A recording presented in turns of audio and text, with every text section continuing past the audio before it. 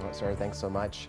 This morning, dive recovery efforts are expected to resume today in the Potomac River for the victims of Wednesday night's tragic mid-air collision between American Airlines jet and Army Black Hawk helicopter. Investigators are also combing through the site collecting evidence, and the National Transportation Safety Board says it's analyzing the plane's two black boxes, which are vital pieces in the search for answers. Now, this is the first major commercial plane crash in the U.S. in about 16 years.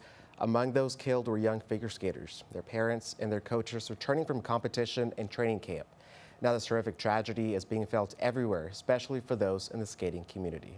This is, a tragedy that we will forever remember this. This is, we lost family members today, but they will never be forgotten. NTSB officials tell CBS News that they are expected to release a preliminary report on the crash in about 30 days.